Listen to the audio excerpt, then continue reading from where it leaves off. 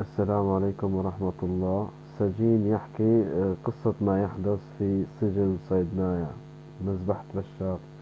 هاي نسمع مع بعض. اشياء يشيب بهولها الولدان. عمار، انتم دفعتم الثمن غالي، نحن كنا مرتاحين ومبسوطين وانتم عم تتألموا مشان سوريا، فانتم بتستاهل انا اني بوس ايدك. بوس ايدك على اللي عملته يا عمار، وحريه للابد غصب عنك يا اسد. الله يعطيك العافية أخي الكريم، مبروك التحرير ومبروك خلاصكم من أبشع وأحط سجن في تاريخ الكرة الأرضية. شو الاسم الكريم؟ الاسم الكريم عمار محمد بشار طغمش. تشرفنا أخ عمار. أخ عمار، أنا بما أني طبيب بدك تحكي لنا عن جانب طبي بشع كان يمارس في هذا السجن القذر، وهو لا يمت لمهنة الطب بصلة. الطبيب شو اسمه اللي كان يعمل هيك؟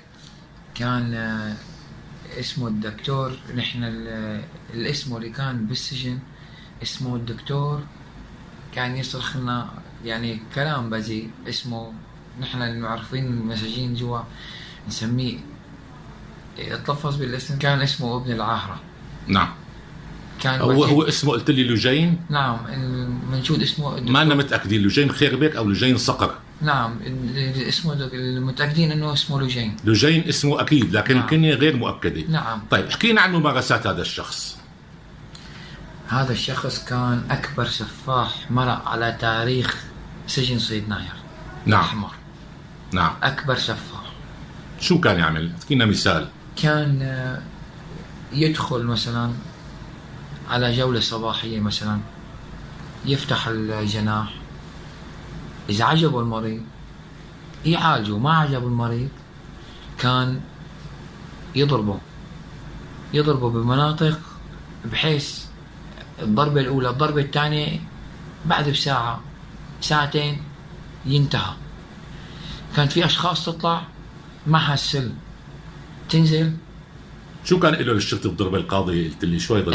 نعم، كان يقول له للشرطة بدكم تضربوا وبتضربوا على هاي المنطقة مثلا هون الضربة القاضية. كان أكثر آثار الضرب فرجينا شو. من هون يقول لهم الضربة عند الكلى، من الكلى هون لهون للأطلاع للصدر تقريبا. كانوا أكثر شيء يضربونا على هاي المناطق، هي مناطق الصدر. نعم. يكسرون الأصابات الصدر. وانت هذا اللي صاير معك هلا. نعم. حاليا. وقلة المناعة شلون كانت تسبب أكياس غاز مائية طبعا، خراجات داخلية وخارجية. طيب شو كان يقول هو؟ شو كان يوجه لكم كلمات هذا الطبيب لوجين؟ تلفظ يعني سيء جدا جدا. كانت معروفة انه حرك على جولة طبية يا ابن العاهرة. نعم. هذا طبيب عم يتلفظ بهالالفاظ مع سجين. نعم. المفروض تكون حقوقه محفوظة. نعم. بيطلع مثلا المريض بيقدم اسمه، فنهار بده يتحول على المشفى بده ياخذ اسم امه، بيقول له يعني والله ما بدي يتلفظ، بس بيقول له بدال ما اسم امك بيقول له اسم الشرموطة. هذا دكتور. هذا طبيب. هذا طبيب.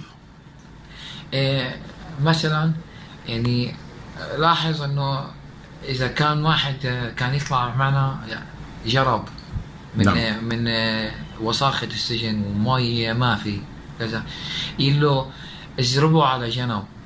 يعني كلمات بحسه انا مو دكتور، هذا عنده بايكه. جزار. بايكه يعني عنده كم غنمه ومربيهم. اجربه على جنب، بدل ما يقول له طعمي بيقول له علفه. يعني شيء لا يوصف. يعني هذا اسمه دكتور عم يساوي فينا هذا ويحكي هذا الكلام ويتلفظ بهذا الكلام. دكتور، حصلت معنا شغلة بصيدنايا. يعني قاعد بالغرفة تبعي، ففجأة انفتح الباب فوتونا شخص ضرير. نعم، ضرير. دخل يعني بعد تكلمنا معه وحكينا وكذا. انا له رحت على القاضي، قال نعم رحت على القاضي. قلت له طيب ما شافك القاضي انك ضرير؟ قال بلى شافني قاضي، حتى صارت معي شغله عند القاضي، حكى لنا شو صار معه عند القاضي. فدخل عند القاضي فسأله القاضي قال له يا فلان انت ايمتى راحت عيونك؟ يعني ايمتى صرت ضرير؟ وشلون الشكل اللي رحت فيه ضرير؟ قال له ليش ما قدام منك؟ قال له انا خلقت ضرير. قال له بس مكتوب عندي بالضبط تبعك انك قناص. قال له انا خلقت ضرير. فكانوا حاطينه بتقرير واحد ضرير معتبرينه قناص. ضرير والله خاله ضرير ومعه شهادة بالضرير. فقال له القاضي، قال له والله ما بحسن يساوي لك شيء، روح إلك الله.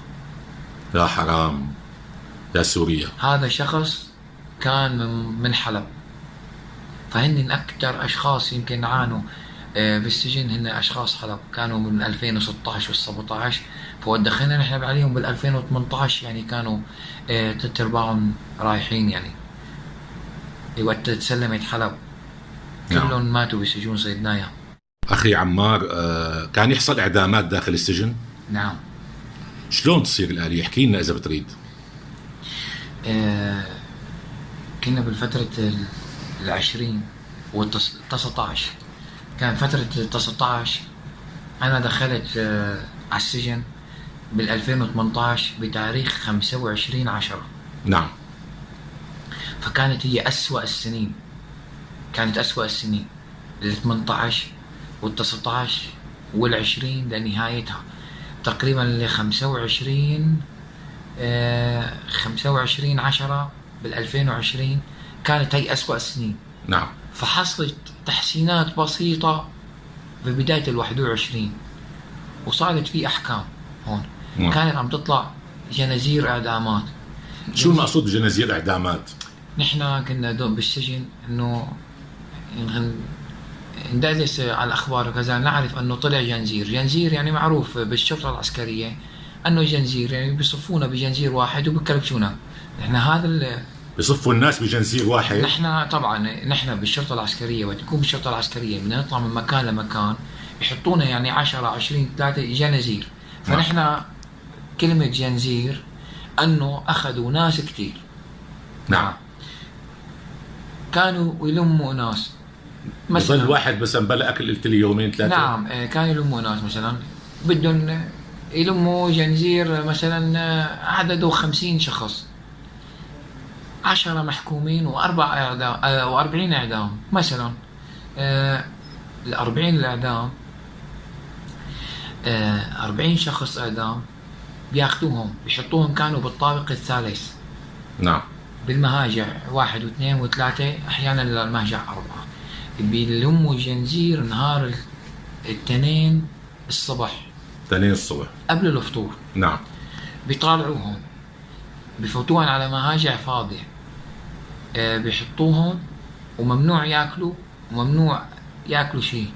2 و3 و4.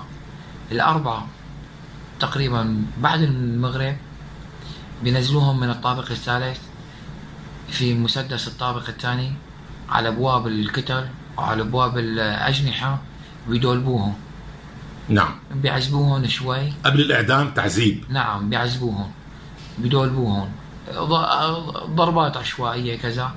وكانوا عدم الاكل تبعهم لشغلتين. اول شغله مشان وقت الاعدامات ما يتوسخوا اللي كانوا يعدموهم. نعم. ثاني شغله مشان ما يصفى فيهم حيل، مشان اذا قاوموا الشرطه ما يحسنوا يكون منهار لانه نعم بدون اكل. يكون خالص بدون اكل، بس يسقوا مي لمده 3 أيام. وهون تبلش الاعدامات. فنحن كنا بجناح الالف يمين الطابق الثاني، على يمينه في حمامات الشرطه. فنحن احيانا نسمع انه هن عم يتحمموا، انه هذا وش الصبح طبعا. ونحن نسمع تجي برادات يحملوا فيها هاي الاشخاص وتطلع برات السجن. وين تروح ما نعرف. هاي كنا نشوفها بالمشافي نحن. نعم تكون بالمشافي، بس نحن نعرف يعني انه كانت تطلعوا على منطقة اسمها نجهة. طيب لما يقولوا للإعدام يسمعوه كلام يشتموه كلام بذيء كذا؟ ما كنا نسمع نحن غير الكلام البذيء، كله كلام بذيء يعني. طيب في شيء آخر عن موضوع الإعدامات بدك تحكيه؟